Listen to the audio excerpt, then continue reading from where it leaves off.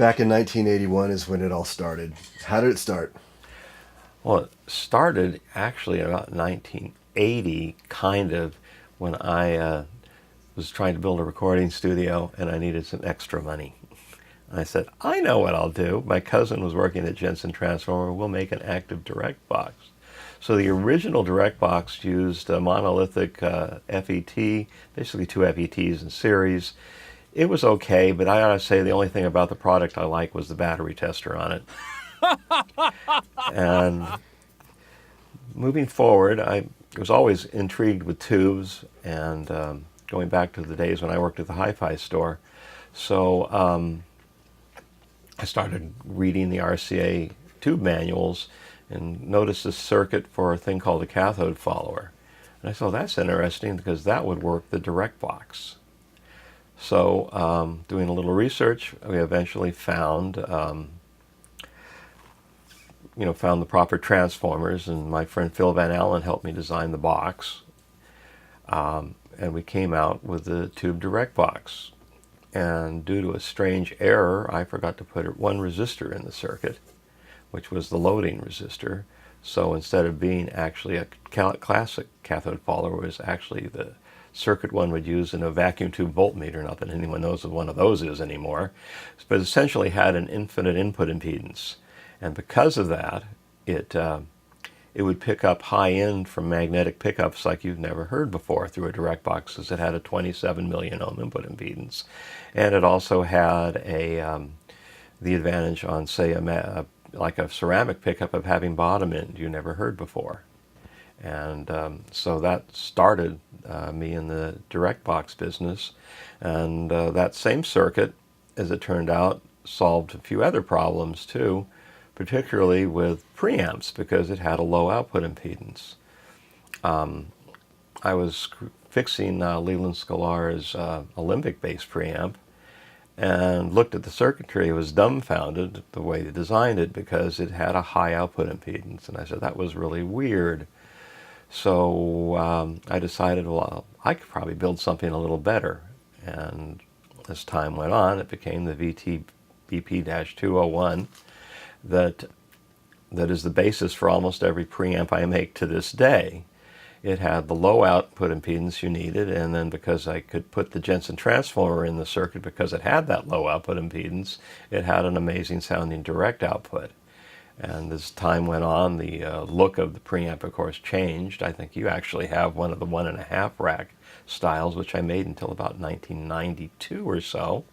And then we went to the VT BP-201S, which is the single rack space version, although the basic circuit hasn't changed since 1982. We've made it the same way all those years.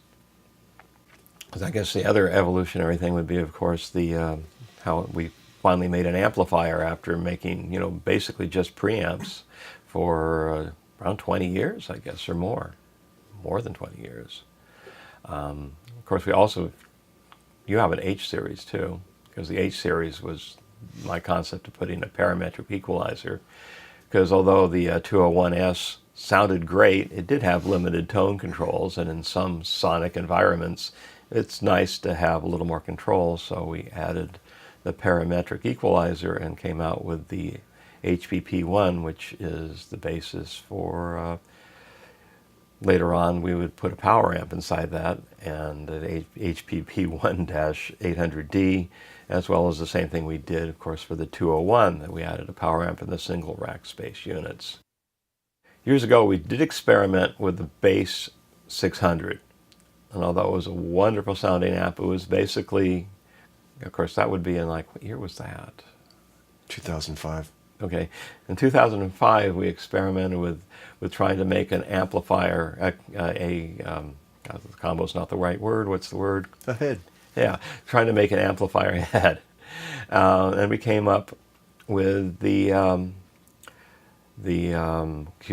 Bass 600, and it was a semi-successful product, but the 300 watts at 8 ohms was really not enough power anymore. It wasn't modern enough. We wanted to use an FET amplifier, and although it sounded wonderful, When it broke up, it sounded scary, and so we decided maybe it wasn't going to be a product that we were completely happy with. So we spent the next 5 or 6 years trying to come up with a much more powerful version. Eventually, we spent a lot of money in R&D and development and came up with this 1,000-watt amplifier that was a Class H amplifier. It sounded amazingly good. Its downside was it was very expensive and weighed about 40 pounds. After an amp show where we had premiered that amplifier, the salesman from the ICE Power Module company came to visit our booth and said, "I might have something for you." And he showed me these little modules that had quite a lot of power that would actually fit in a single rack space. And so we decided we'd experiment with them. So after experimenting with them and comparing, we decided that yes, maybe the other amp sounded a tiny bit better, but it certainly wasn't, $800 better and 32 pounds better. So we decided we would research how to best couple these amplifiers, which eventually came up with the using a special Jensen transformer to drive them. So it was like a classic tube amplifier with a tube and a transformer actually generating the signal to the power amp. So the power amp, being very neutral, just picked up this tube transformer sound, and you got a really very natural sounding bass amp. At the same time this was going on, Leland Sklar decided he was going to give me a present. Bass preamps number 1 and 3 were sent back to us. He had used them for years and years and years and years and years and years and years, and retired them about 5 or 6 years ago and was doing nothing with them. So he decided they should go back to the guy that invented them. So he sent them to us, and of course we plugged them in, and they all work still, even though they were now 30 some odd years old. And we said, this is a nice sounding thing. At the same time, we were thinking about maybe making a little amp head, and this just seems like a natural. And the final factor in coming out with the original amp head was the fact that we had 200 of those circuit boards sitting up in storage. So we had the original Leland Sklar circuit boards, so we decided, let's see how small an amp head we can make using these things. And that is where the VT BP-M800D came from, and that is where eventually the Bass 800 came from too, because we just kept on experimenting, trying to make things work better and better. So the amp here is a TGA 2.1. It evolved originally from the TGA 3, which was the 3-channel guitar amplifier, which was pretty much very ahead of its time. I designed that in, I think, 1985. And it was the only 3-channel amplifier on the market. And we sold, quite a few of them. It was an unusual amp that it had a Class A output section, or actually, to be more accurate, it'd be called an ultralinear output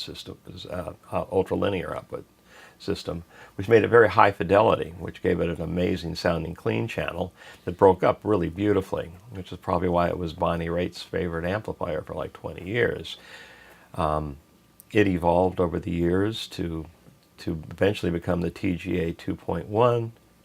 Actually, it became the TGA 2 and then the TGA 2.1, so we could make something a little smaller and a little less expensive, and also pure mono, because the TGA 3 could actually be run in stereo, which back in the days of racks was quite the thing to do, but these days, it's not particularly popular.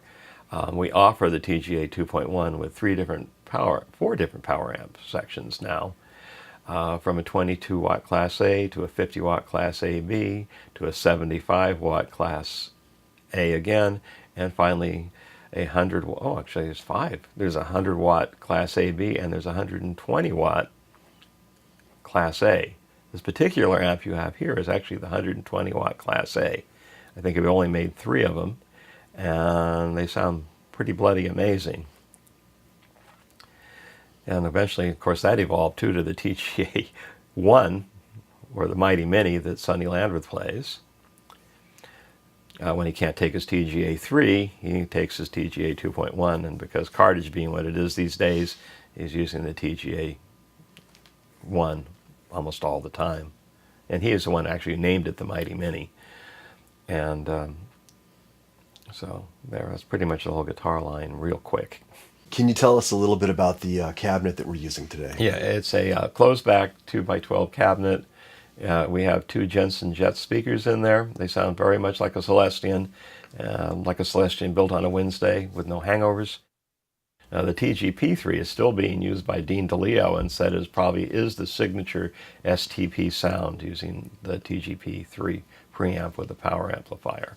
And it's also used by Doyle of the Misfits, and Trent Reznor used it for his keyboards for a lot of different things because he loved the distortion of it. And it was also used by Clint Black and Clint Black's guitar player and a bunch of other Nashville cats that used that preamp with a power amp for their sound. Oh, Warren Haynes too also used it. He used it when he was doing the Allman Brothers. During the Allman Brothers period, he was using the TGA3.